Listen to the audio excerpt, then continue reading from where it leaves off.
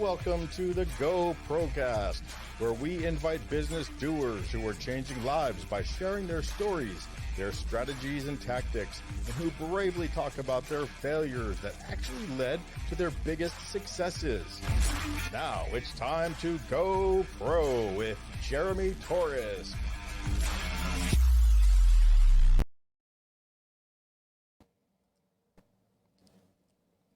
Today, my guest works with executive and management teams to do more with less. She's a former CEO who has spent her life studying how wicked smart people can give and get the most from their work. As one of the top female professional MCs, her job is to keep a conference energized and flowing smoothly. And as a professional speaker, having earned her CSP, she speaks to groups in all types of industries. She's the author of five books, and the co-host of the podcast, Another Day Above Ground, and is the member of the Screen Actors Guild, and recently was a real-life zombie. Carolyn is the mom to a 5-year-old golden retriever, and she believes that a good day contains chocolate. Please welcome to the Go Procast, Carolyn Strauss. Hey, everybody. Hey, Jeremy. Thanks for having me. And yes, a good day contains chocolate. And if there isn't chocolate, it can be an okay day, but not a good day. Yeah, and you were a zombie. Which no, is awesome. You were a zombie? I was a zombie mom. Mom. I did a film a couple weeks ago where I played the mom of a cheerleader who was dropped on her head during cheerleading practice.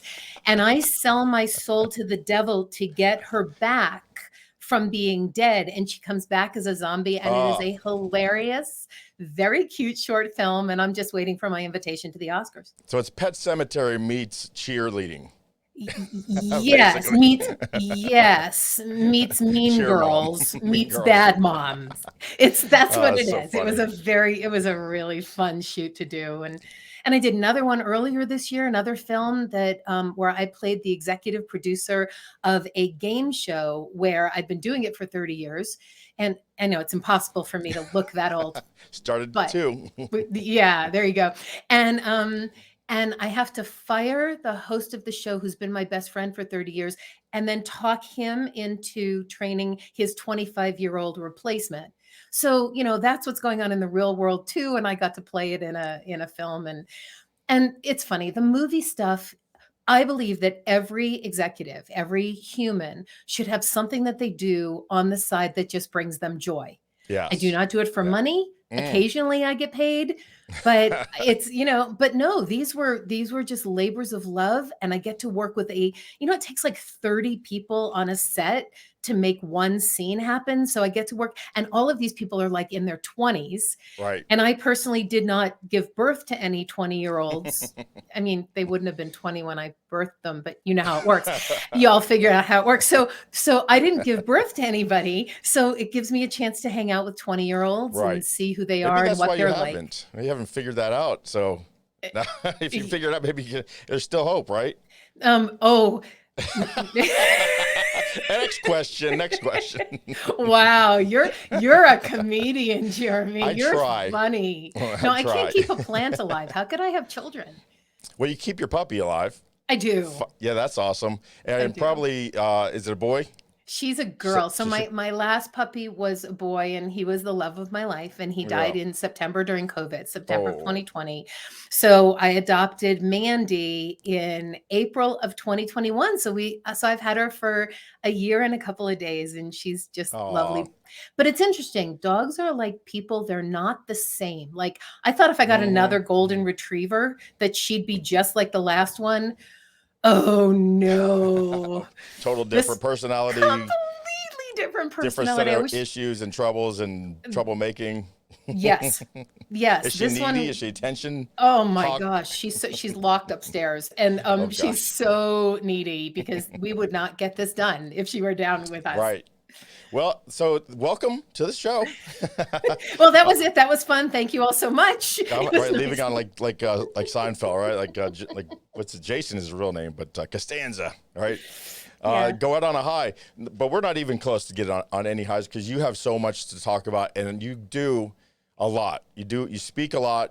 You're such a professional. You're somebody that I was on your podcast, Another Day Above Ground, with your partner, and and he's also a genius, right?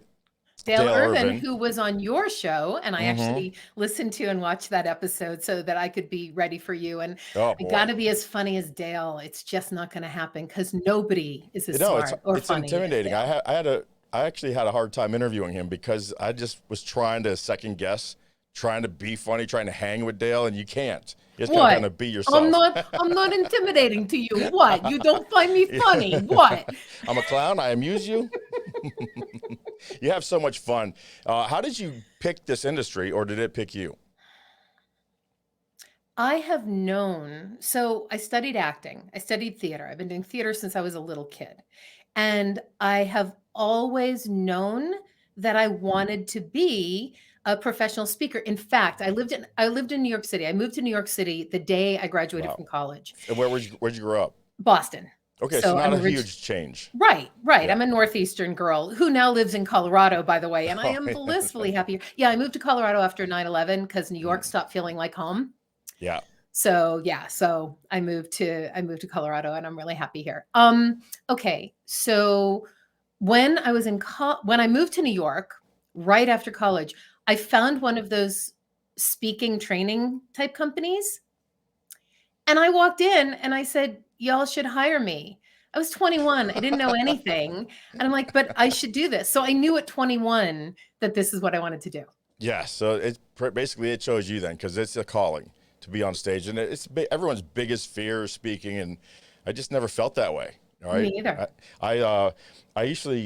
I didn't speak. I'm very new at speaking, but I liked when people died because I got to do the eulogies, and I kill at funerals. So I go. That's kind of hilarious. I go way out there, and I do some pretty outrageous things because the people I do eulogies for would want it that way. Damn it! And they're dead. And what are they going to do? Complain? Yeah. What are they going to do? Right. Right. I'm not paying for it. But I just knew, and I liked it. And I was in the drum line, and I like being in the center of the football field and the arenas. I was in the drum line too, Jeremy. Really? I played bass drum because I had a crush on one of the other drummers whose name, if you're ever listening to this, Matt Bantley, call me, because it was only like 100 years ago. But I had a crush on Matt Bantley, who we called Bat Mantley, and I wanted to hang out with him, so I joined the drum, and I could keep a beat. So I played bass drum. So that's probably where you got some of your sense of humor, because the drum line is fun. Yes. All right. Drummers are funny. Yes. Drummers are funny. I believe that everything should be fun, Jeremy. We got to find a way to find fun. Like Dale talks about finding the funny. He talks about WTF. Where's the funny?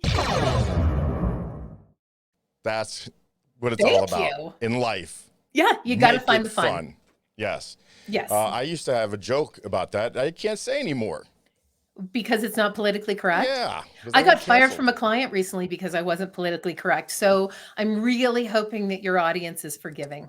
They're pretty forgiving, but I'll be careful. We'll walk softly. I hate being careful. Do you know how much that annoys me to have to like pre-edit? Because I can be really funny and really snarky and really politically incorrect. Yes. And I am now having to work so hard to be vanilla, and I'm ew. It is ooh, and then this particular show is more vanilla-ish. It's more about the business and being who we are, but who we are is who we are. But it's such a drag. I agree. I do. That's why I have multiple shows, because there's a new show coming out.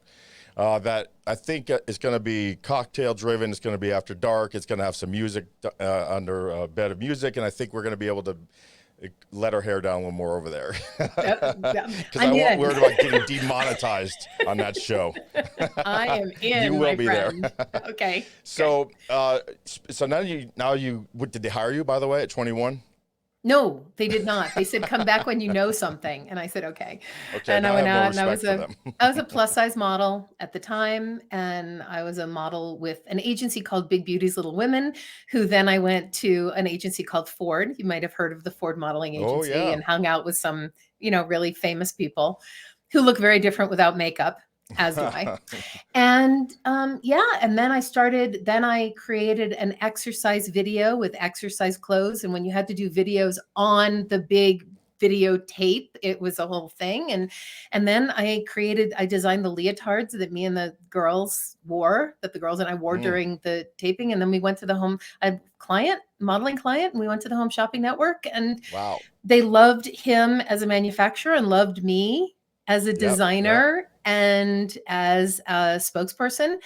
And so I got to do the fun part. I got to create it, make it all gorgeous. And then I got to go on TV and sell it. And I didn't have to do any of the numbers part because I'm terrible at that. I had a business partner who took care of the ordering of the fabric and the getting it measured and getting everybody paid, and then dealing with returns, which is so that was not my part, but I got to do the fun and the creative and the presentation part. And I want to say something that for every person who has a business partner, my definition of partnership is when everybody does what they do best and each one feels like they get the better end of the deal. Yeah.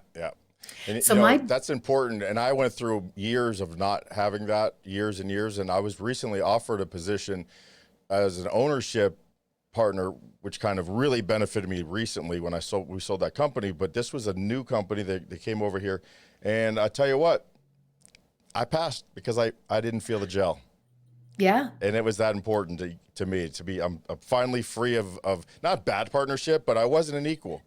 And I thought I had a lot to offer, sorry. And so after years of that, I'm loving me being me all day long. And I passed on a pretty big opportunity because you know what? It's about the fun and the smiling and the being able to breathe again. Okay, so I have a story for you. So HSN, I was not on HSN. And HSN opened HSN2 in Queens, and I was living in Manhattan at the time. And right over the bridge into Queens, HSN went into Silver Cup Studios, which is where Sex and the City filmed a lot of their stuff. Wow. And they opened HSN2, and I went and I auditioned for it. So this was before I started my own line, literally a year before I started my own line. And I went over and I auditioned, and I will never forget because I auditioned with like a Fitbit, which I wear now. It was one of those heart rate tracker things. And I did the audition, and I remember getting a call from them. Now I was modeling and I was speaking and I was commentating fashion shows at the time. And I got a call from HSN2 saying, "We want to hire you." And at the time they were offering like $110,000 a year, which is like way more money than I had ever been making. And I only would have had to go to Queens. It only would have been like a 20-minute commute, but they would have owned me. It was a 24-hour a day network.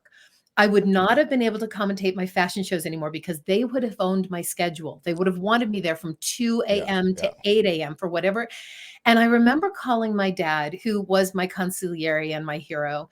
And I said, "Dad, I think I'm going to pass on this." And he said, "Why?" I said, I don't want to give up the stuff that I'm doing and that I love. Yeah.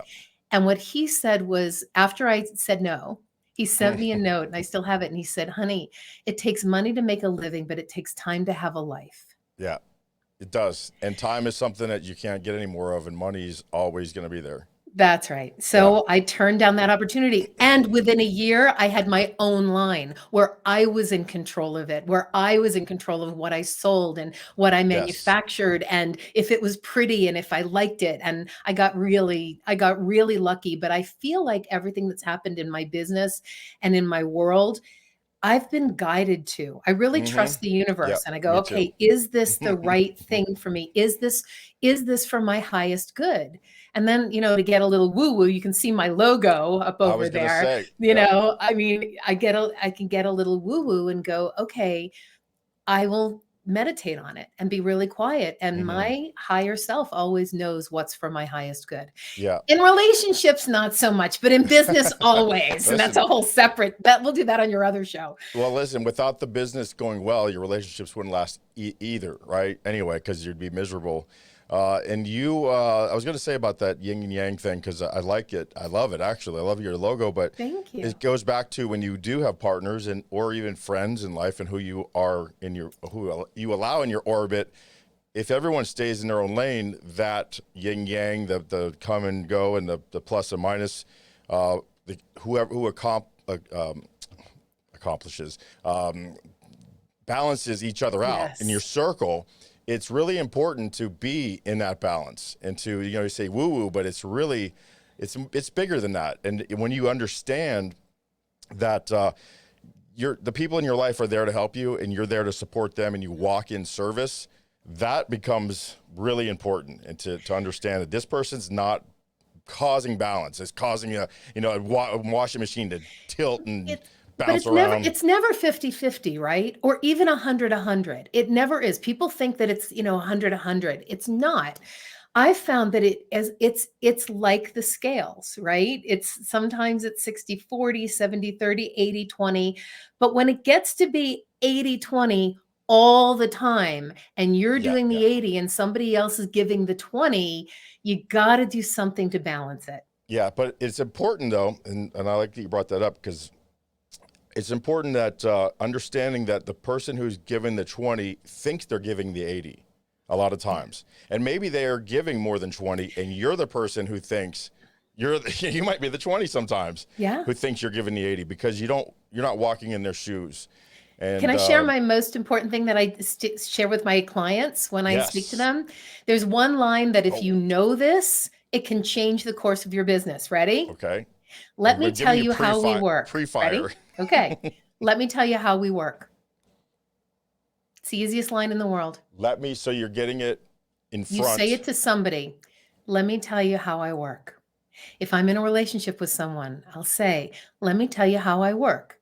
These are the 3 things that I need daily. I need you to call me daily. I need you to tell me that I'm beautiful. And I need us to make a plan within the next 3 days if So I'm in these town. are the way that you know what you need to be your Right. best and do your part. So in a business, when clients and customers are coming to you and say, can you, like somebody asked me if I could do a 4-hour presentation on business ethics. I said, no. They said, what do you mean? I said, that is not my expertise. No. And they said, but we'll pay you full fee. I don't care how much money you can't pay me. I said, which You can't fake it. really Right. hurt. I'm like, I don't want to learn a whole new topic. I don't want to learn something that's not my wheelhouse. Right. Let me tell you how I work. Oh, Here's gosh. what I can provide for you. Here's what I'm brilliant at. If you are wicked smart people like scientists or biotech people, and you want to be able to communicate your ideas in a way that will land for whatever your stakeholders you're talking to need to hear, I'm your person. If you want to talk about how to create a team that has collaborative genius, working with Patrick Lencioni's Working Genius Assessment, I'm certified. I was one of the first people certified in that. If you want to create a team that can appreciate each other's genius, I'm the person. You want a program on ethics? Let me give you 3 speakers that I know who are brilliant at it. Right. And now you're sharing the love, but you're also making it very clear your lane. And then when they get there and they bring you in, they know that they're getting the absolute most of Carolyn, because that's what you are. You walk in that and you serve it. Now name that assessment again, because it's a really good one and I want to make sure that everyone knows it. My goodness. You want to go to workinggenius.com. Or you want to come to carolynstrauss.com, send me a note. I'll do the assessment with you, and then we can debrief together. Yes. Which is something that I carolynstrauss.com. offer in my coaching. Sure. Which, by the way, for those of you watching, will look like that. It's a beautiful website. And I was tooling around it. And unfortunately, with everything that we do here with the green screen and stuff, it doesn't look all that great. But I want to really point out this. I love that picture. But also celebrate the CSP. And for those of you who don't understand what that means, can you explain what a big milestone that is in a career of a speaker? Do you know that there are only 200 certified speaking professional females right now in the world? I'm one of 200 females. I got to switch programs here, but bam, that's hot. Thank you. That's Thank you. really Thank you so a much. huge accomplishment. Yeah. So a certified speaking professional, there is a criteria, right? So every industry has a criteria for becoming the highest level of your industry. So in the speaking world, the CSP requires that you make at least $50,000 a year as a professional speaker over the course of 5 years. So for 5 years in a row or within a 5-year period, you make at least $250,000 speaking. You've done at least 250 speaking engagements. Mm-hmm. The hardest part is you have to get 25 of your former clients and customers to fill out a survey and see how good you are, if you're brilliant. Right. Do you know how hard it is to get people to fill out a survey about you, about anything, to take an assessment, to do anything? So I got very lucky that actually, and I used video. I think video is so important. Great. So I sent a video email to everybody. I recorded it outside and said, hey, hey, Joe, it's Carolyn. We worked together 4 years ago. So you personalized each one of them. Every single one of them, and said, please send me a note back after you've done the assessment. You're going to get a request for an assessment. Please take it and send me a note after you've done it. So A, I know that you've done it, and B, so I can send you something. And I sent everybody chocolate, because a good day contains chocolate. I sent everybody who did the survey chocolate. So let me ask you a couple of questions. I'll follow up there. And then I believe it's 5 years over a 10-year period. So you can miss a year or two and it's not a problem, but you got to make it 50,000 within a year of those. That's right. Right. So you can't go those 5 years. 25 and 25. You got to make 50 for 5 years. Right. And that's not something, I mean, that takes speaking and getting paid to speak, and then getting paid well to speak, and then getting paid enough times well is a long runway. This business is not something that's done overnight. Right. And then there's also the criteria of how many people are in your audience. And you can't use a podcast for it. My TV stuff didn't count. Well, that's it, everybody. Good night. This doesn't count. Thanks for coming. It counts because it's getting you millions of clients. And these are the people who are going to fill out the survey for you. And this is, you know what, I like doing this because it shows our personalities, right? Because when you're on stage and they can see you, but to hire you, they look for, especially, they love to see you on stage. And if you're a new speaker, well, there's not a lot of film of you on stage. So when you got 50 or 60 or 70 examples of podcasts where they can go see you talking with other speakers and how you handle yourself, I think that helps. So it might help. So let's talk about that chocolate, because you gave me a secret, some advice when I told you that somebody was so nice to me. I got a no in the nicest way, where they invited me to the show as a complimentary ticket, and I wrote them back and tell them how nice that was, and please think of me next year, yada yada yada. What's your secret? Because what you do is brilliant.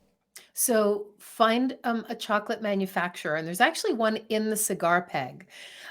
He's a friend of ours, and I can get that for you, Jeremy. It's not on the top of my head right now, but he can actually customize chocolate and put their logo on it. That's brilliant. Wow. Send people a gift that have their logo on it. Now, I do a lot of work. I do a lot of speaking on sales in the promotional products industry. So what I'll do also is look to a friend who works in the promotional products industry, tchotchkes. They hate when you call it that. But you send them something that has their logo on it. That's great. And that's to people who tell you no. Right? You didn't get the job. Oh, that secret. Yes. Oh, yeah. Jeremy and I were talking the other day, and I do something that's really evil. Right. Okay, sorry. So if you're like in the final 2 or 3 for a job, and it turns out that they don't hire you, they go a different way, which I hear in acting all the time. Carolyn, we liked your audition, but we've gone a different way. That's always fun. Yeah. And then I see, some 5'10" blonde 30-year-old playing the part, and I'm like, oh, you went a very different way. Yeah, you went down the highway. Yeah, that's never been me. But okay. So what I do is, if I'm in the last 2 or 3, and they don't go with me, and I know that they have another conference, let's say I'm going to be the keynote or the MC, which is the work I love doing now. We can talk about that. If they go somebody else, I will send them a note with a gift that has their logo on it. And the note will say, thank you so much for the opportunity to work with you. I look forward to hopefully being of service to your organization next year. And please accept this gift. And if the person who you did hire doesn't appreciate you this much, know that I will.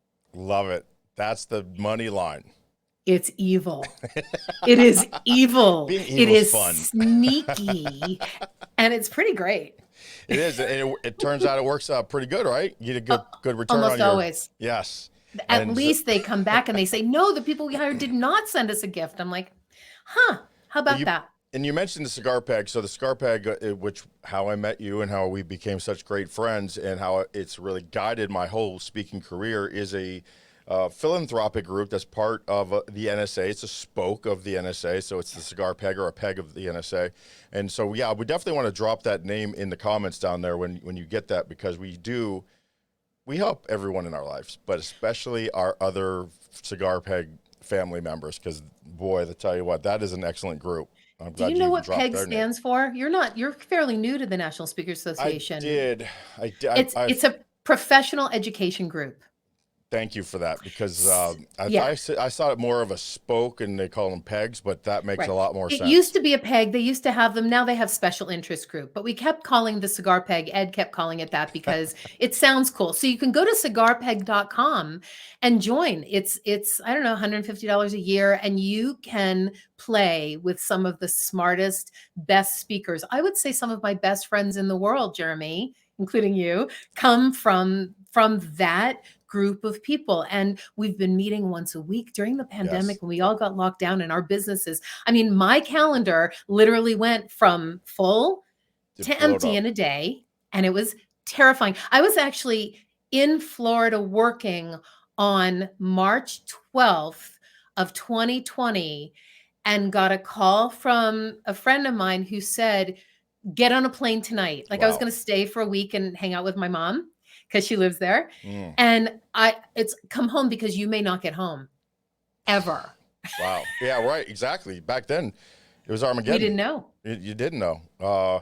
And then, yeah, especially being locked up with your parents would have been, or your mom would have been really, not only just being with mom all that time because you live across the country, but health-wise, you'd have to be so careful. You'd had to be protective, and you couldn't, we didn't know. Didn't know anything. I would have killed her, Jeremy. And she would have died of natural causes. Yes. Just go out there and breathe and just wave exactly. in COVID. Put a sign out front.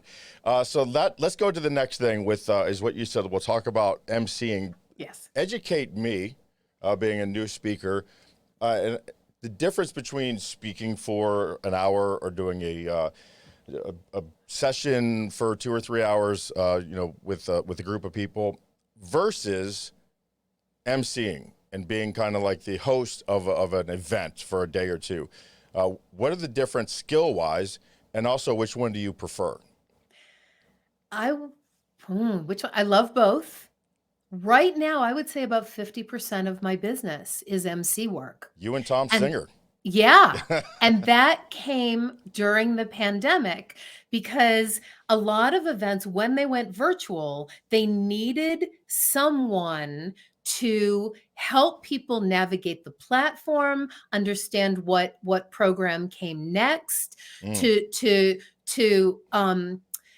introduce people, to give some kind of a continuity. Okay, here's how I look at emceeing in the virtual world. Like if this was a virtual conference that we were doing right now. The MC is like the host of a TV show. Think Stephen Colbert, think Seth Meyers, think TV show. And the MC is the host that brings each of the guests and keeps each of the segments running. Yes. On stage, the MC is the Energizer Bunny. Yeah. The MC is somebody who, I do a lot of medical and biotech type conferences. And even though the information is brilliant that these wicked smart people, that's why I started my Wicked Smart People, you go to wickedsmartpeople.com. They, oh my God, it hurts sometimes to listen to them because it's just so technically detailed, and their delivery is not necessarily entertaining. Sure. Yeah.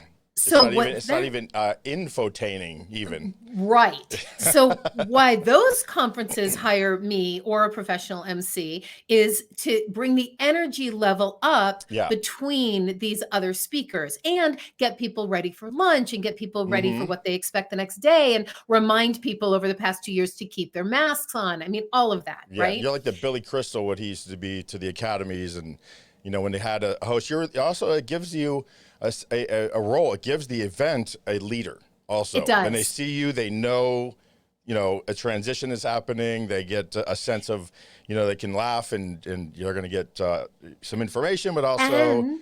And Jeremy, they get a mental break. Yeah.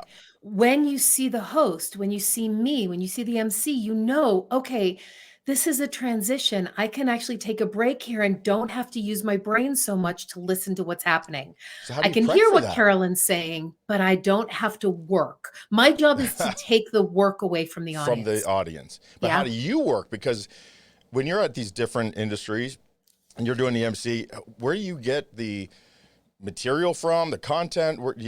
How much of it do you make up on the spot? Because that's Okay. Very much, very little. I really, use my personality and so I was doing a medical conference in October in Vegas. I was emceeing it. And this really cute doctor, he was young, he was in his 30s, and he was talking about neurobiology and his biology. And there weren't any questions coming in. So I was moderating. So he finished his segment. And then I jumped up on stage to take any questions. And there weren't any questions yet from the audience. You know, when you're with 500 people and nobody's stepping up to a microphone, you've got to know what questions to ask or what to fill. And I said, well, you talked about your biology and how you work out every day. So will you drop and give us 20? I just want to see it. And everybody in the audience busted out laughing. the So big question is, did he do it? he did, of course I he bet did. he did. Right? Oh, yes, he did. And so what that did is it broke the ice, right? It gave everybody the opportunity to think, okay, what do I want to know from this guy now? Mm-hmm. Because this doctor, this brilliant PhD, Harvard Yes. trained doctor person, right? And I've got my bachelor's degree, so I'm listening to these. I have learned more. Okay, so it was a blood disease conference. I knew more about COVID in Yeah. 2021 than I think anybody in our any of our speaker friends, because I emceed that conference. And as the MC, also you have to be in the room the whole time. And then you talked about what's the difference. The difference in the preparation is epic. Yeah. I'm emceeing a conference in a couple of weeks, which is for an osteopathic medicine organization. I have been on a Wednesday morning call with the organization and the AV team, because this one's hybrid. And we have been on a call every Wednesday for the past 12 weeks.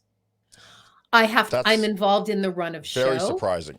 I'm involved in did you say it is or it isn't It's surprising? very surprising that you have to put that much work into MC that. And it's a good surprise, because I bet they pay for that. I do an all-inclusive price, just so your audience knows that's let me tell you how I work. Let me tell you, I was going to go there, but you have to put it, you're saying when you do your price, here's what you're going to get. That's right. And it makes it a really good price because you do all this work. You're creating this for yourself. And I have to do, in fact, when we're done here, I'm recording the Know Before You Go video that's going to go in the email that goes to everybody who's attending. And it's hybrid. Here's the thing to know about if you're going to MC a hybrid event, you've got to be great on stage and great on the camera. You've got to be compelling enough to turn, after you're done talking to the people who are in the audience, to then turn to the camera without losing the people in the audience. Say, now for our virtual attendees, here's what's going to happen for you now. You're going to click out of this window. You're going to go to where it says sessions. You're going to choose your next session. And in 15 minutes, you're going to go in there and join the next session that's most applicable for you. And for those of us in the room, we've got a 15-minute break. Go take care of your biology, and I'll see you when we come back. A bio break. Yes. Literally. And so it's funny that during hybrid, you have to talk to wicked smart people like they're in second grade. Oh, yeah. Still, because you just don't know. And it's kind of new to a lot of people. I love hybrid. Personally. I did one hybrid that was awful. I did it from my home studio here. And it was in a room where half the people were in the room. It was an executive, a CEO roundtable. So half the people were in the room. 5 people were on Zoom. But the people in the room each didn't have their computers. So they had one of those owl cameras. Oh, yes. But I didn't know who was talking because they were so far away from it. It was awful. And I don't do those anymore. You couldn't get personal and use their names. And Bill, that's a great point. And Sally. It was awful. Wow. And so do you, so 50-50 is what you're saying is you're enjoying them 50-50. What are you doing them 50-50 as far as keynoting and emceeing? Yeah. So I would say keynoting's probably 10% of my business now because I haven't really focused on it.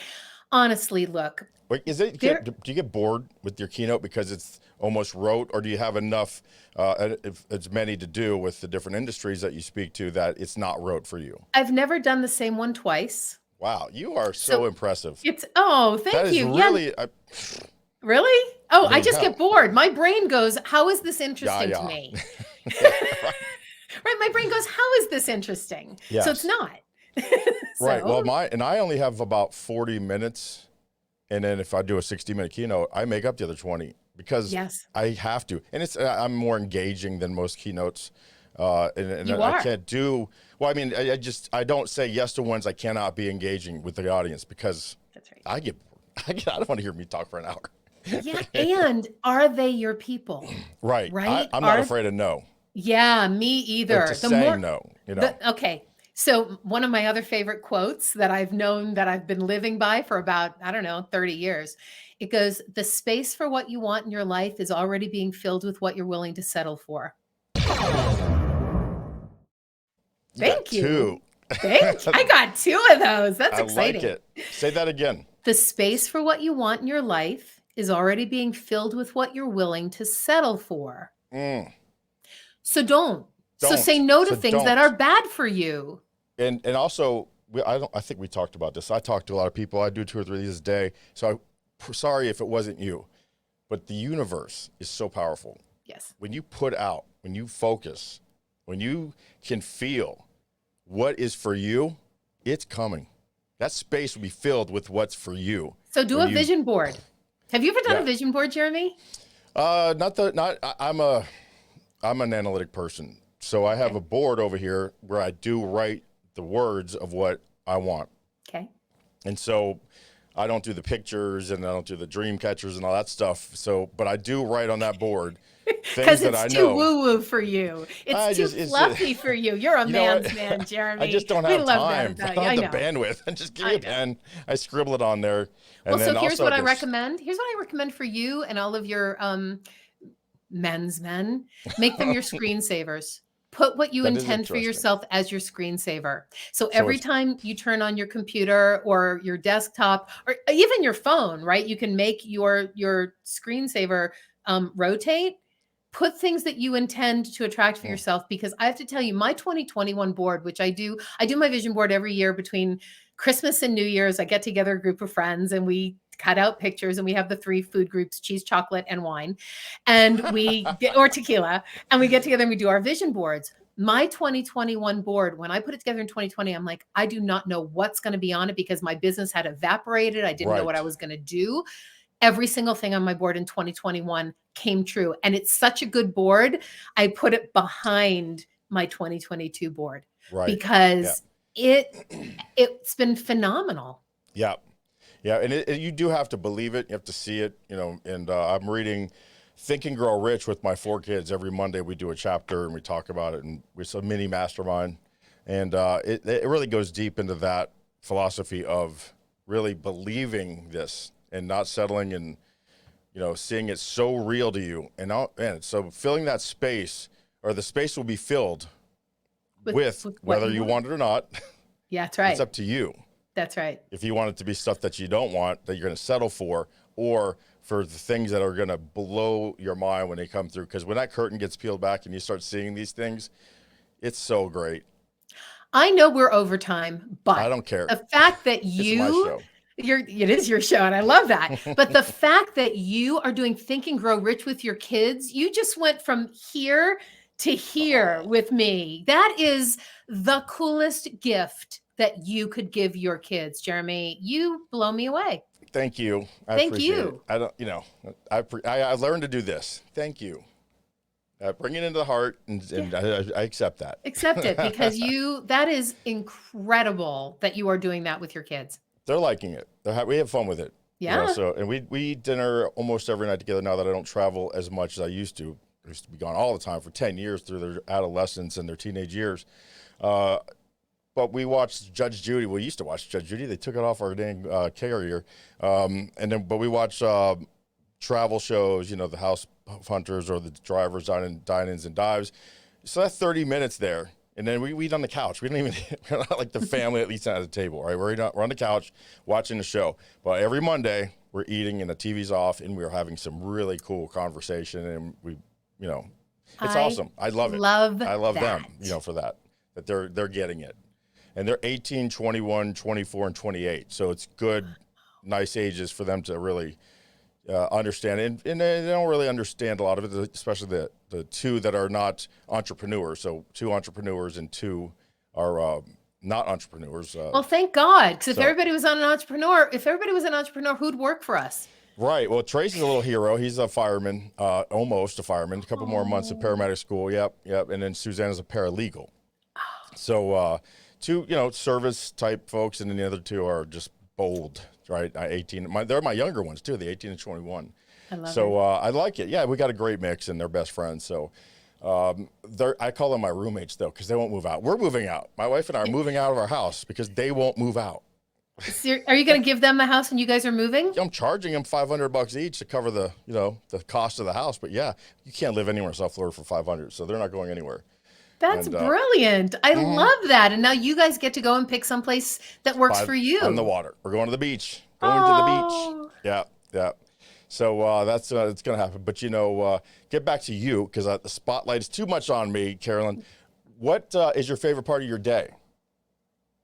My workout. I know it sounds really corny. Horrible. Actually. If I don't work out, I don't feel well. Christy and my daughter are both gym rats, basically. They love that. They can't go without it. I've tried. I don't like lifting weights. They're too heavy.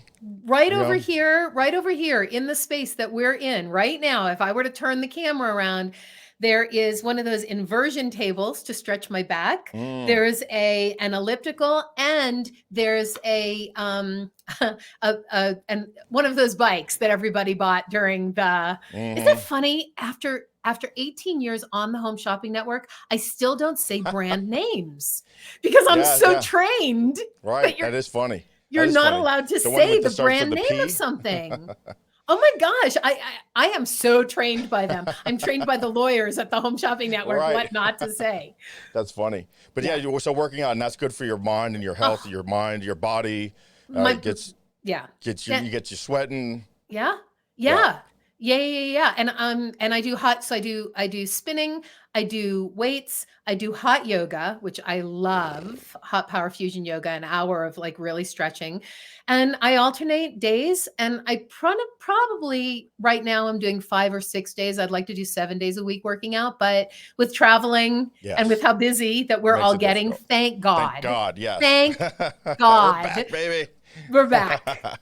We are back. And it's funner than ever. And how do I know if I'm talking to a client that needs of yours? How do I know when I'm talking to somebody that's a client for Carolyn? If they're having trouble getting more done with less people, less resources, and their teams aren't managing each other well, then they're people that I can absolutely help. Yeah. If you're talking to somebody who's having a conference or a meeting and they need an MC, somebody to pull the whole thing together, that's a client of mine. Or if you need somebody who, wants to just meditate together, have them call me. I will. I love you. I love that you're such a great friend and so generous with all you do in your education and how you help other speakers. And me personally, I mean, really, you mean a lot to me. So thank you for being on my show. It was a joy to be with you and to support your community. That's cool. We have a good one, and we're making it bigger by joining our resources here. So don't go anywhere because I want to say a proper goodbye. Okay, we'll be right back. We love our friends, our speaker friends who come on the show and share what they do, because we usually have business owners, and speakers are business owners too. But we are the ones, I believe, who speak to business owners in a way that we're helping our community much differently and in a much more loving way these days, with sharing employee engagement, retention, onboarding, and to Carolyn's point of doing a lot more with a lot less, because that's where we are these days. So if you have a company you have a problem with employee retention, onboarding, finding the right people, and you need to do more with less, then give Carolyn Strauss a call, carolynstrauss.com. And don't forget, I should say, to go pro.